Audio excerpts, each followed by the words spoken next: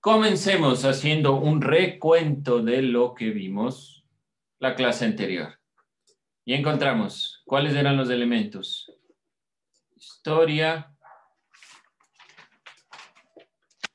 Vamos a ver, ¿qué me dice María? ¿Qué es lo que vimos? Lo último. Lo último que vimos fue sobre la evangelización, en América y la extirpación de las idolatrías.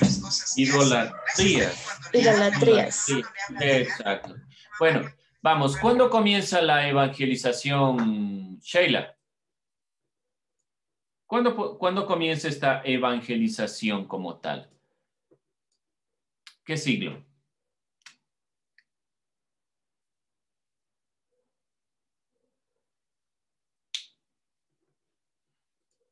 ¿Qué siglo comienza la evangelización? Se me fue Sheila, no apague su cámara. No apaguen sus cámaras, jóvenes.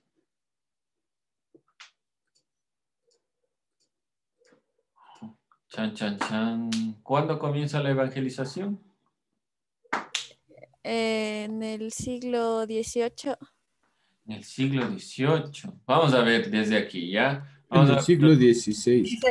Gracias, Ismael. Vamos a comenzar desde aquí. Voy a arrancar desde esta parte para recapitular.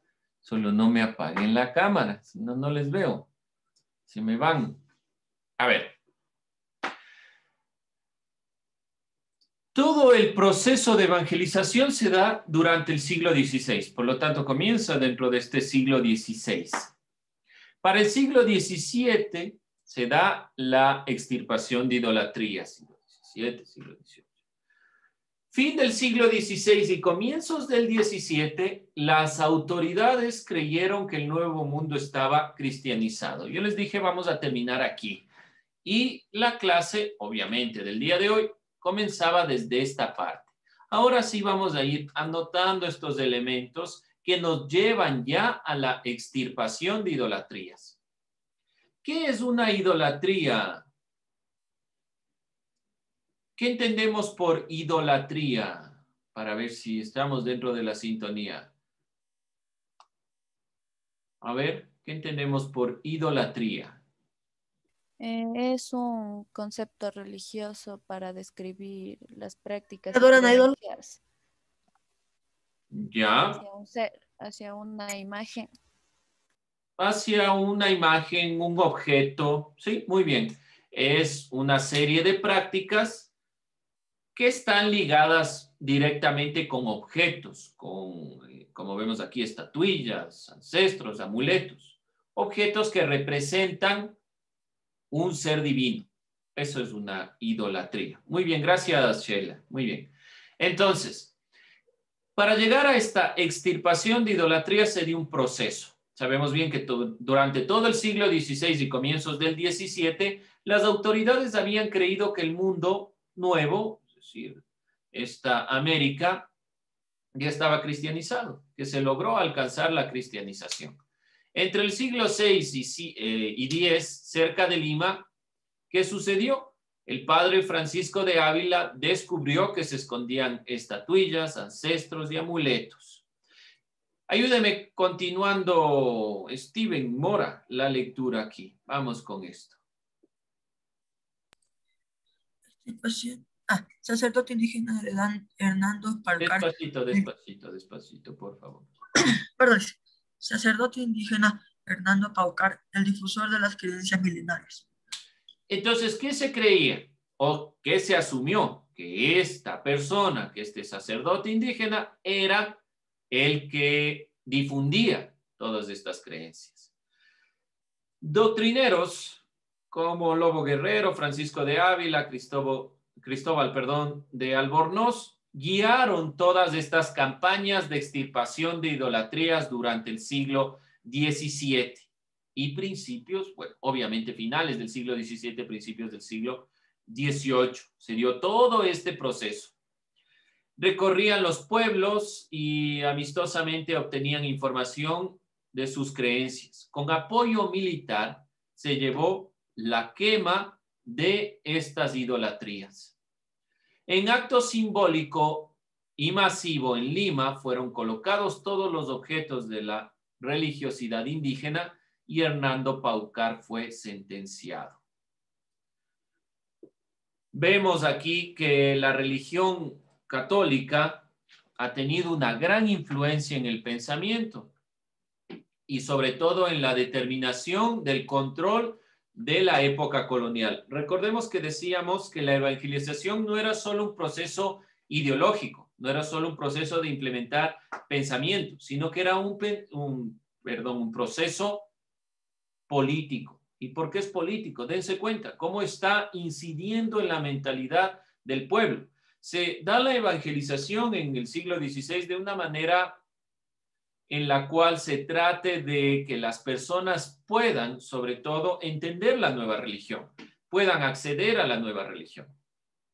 Esa era la idea. Entonces se asumió, se creyó que todos estaban evangelizados para principios del siglo XVII, todos ya creían en la nueva religión.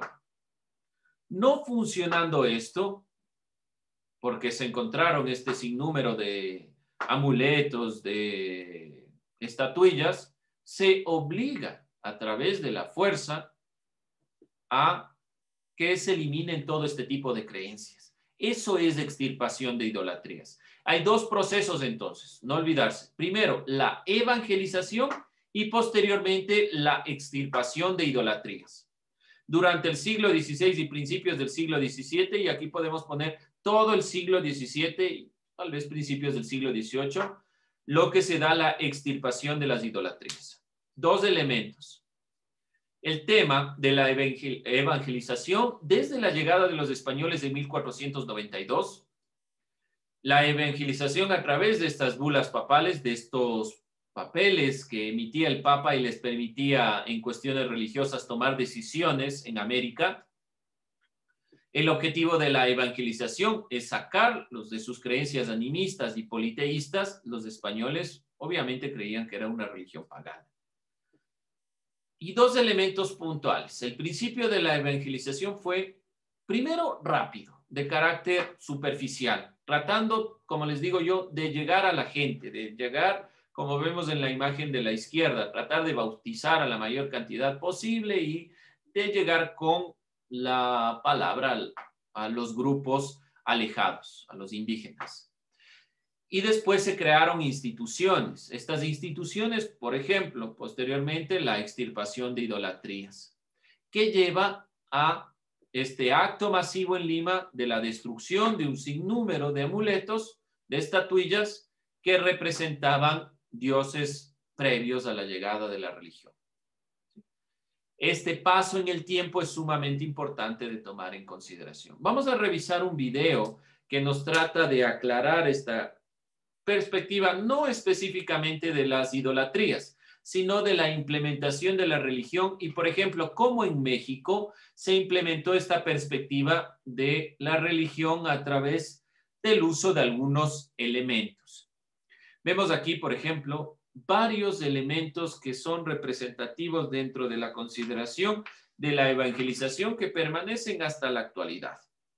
Que hasta la actualidad tenemos. Miren a su derecha el decreto de la extirpación de idolatrías, dirigido por el rey y implementado realmente como un elemento no solo religioso, sino político. Miren, dirigido por el rey, es decir, que estaba implementado como forma de control. Y algunos elementos que se van introduciendo dentro de la mentalidad. Vemos aquí los estados del alma, uno de los pocos elementos que queda de Caspicara, recuerdo, y que son representaciones de cómo debe comportarse realmente la gente, el estado de la muerte, el estado en el cielo, en el infierno y en el purgatorio, ¿sí? Porque estas imágenes tratan de representar los elementos en cuanto a lo que debe hacer la gente, lo que es bueno, lo que es malo, cómo va a padecer, si va al infierno, al purgatorio, ¿sí? Entonces se va introduciendo la evangelización en la mente de la sociedad. Muy interesante esta consideración dentro de la mentalidad propiamente de la época colonial. Vamos entonces a revisar este video que es sobre la evangelización y los manuscritos en las lenguas indígenas. Un elemento que debemos considerar muy importante en la evangelización es principalmente que los religiosos tuvieron que aprender, por ejemplo, el idioma autóctono de los nativos para poder comprender o llegar, mejor dicho, a estos pueblos y evangelizar. Vamos a ver estos elementos entonces. Bien, chicos, obviamente esta interpretación es una interpretación de lo sucedido con la llegada de los españoles en México, pero funcionó o fue muy parecido a lo largo de toda América. ¿Qué problemas presentó la evangelización de lo que pudieron ustedes observar en el video? ¿Cuáles fueron los problemas que se enfatizó aquí con la evangelización? El habla, que hablaban diferentes tipos de lengua habla que hablaban diferentes tipos de lengua en cada región nativa. Ya, muy bien. Cada pueblo, cada grupo de indígenas habla un idioma diferente. Imagínense solo en México, digamos, aztecas, mayas, bueno, ahí vemos el náhuatl. ¿Y qué pasa aquí en América? Solo en el Ecuador tenemos una cantidad inmensa de lenguajes. Entonces, uno de los problemas sumamente complejos que se presentaron fue principalmente el lenguaje. ¿Qué hicieron para contraponer esta perspectiva, para revertir el problema que se presentó? ¿Qué realizaron? Trataron de hablar del lenguaje de señas, pero al final escribieron. Bueno, utilizaron primero un lenguaje de señas. ¿Qué más? Se me recortó lo último, señor Mora. Steven. Que hacían traducir la palabra y para que luego se aprendiera de memoria y así hablar, decirlo a los indígenas.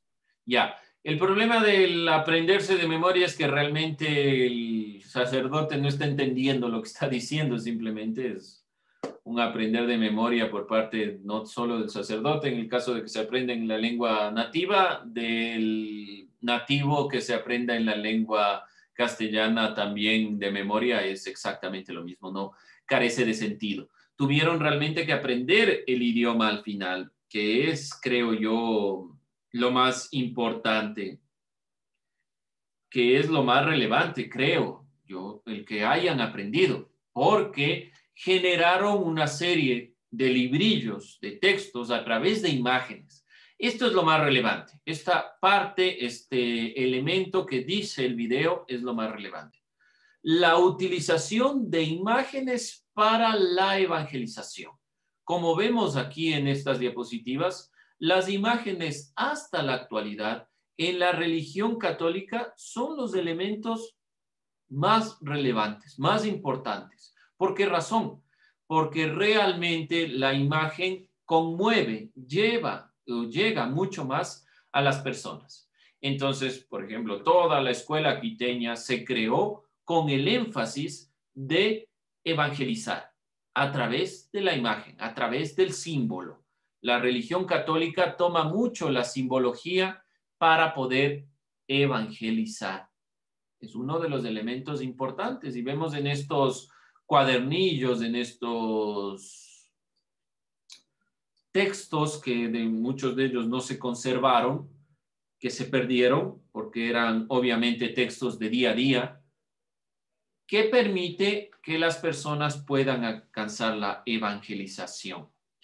¿Qué vamos a hacer entonces como trabajo? Primero, como les pedí desde el día de ayer, vamos a resumir, obviamente, estas diapositivas que vemos aquí. Ya existe la explicación, no se olvide, de que es una bula papal. Y vamos a preguntarnos sobre el video. Vamos a hacer una especie de análisis del video, donde lo más importante va a ser lo siguiente en base al video. Esta va a ser nuestra pregunta. Ya lo ha dicho el compañero y ya lo han planteado ustedes, ya tienen en cuenta, pero de todos modos es importante que los tengamos nosotros. ¿Cuáles fueron los problemas? Si usted la notó en base a lo que se fue dando el video, suficiente. Problemas para la evangelización.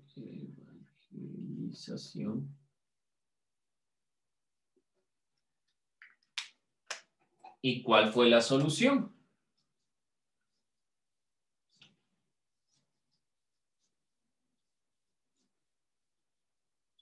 Ustedes pueden decir, pero profe, de eso ya hablamos, acabamos de hablar. Sí, exactamente eso.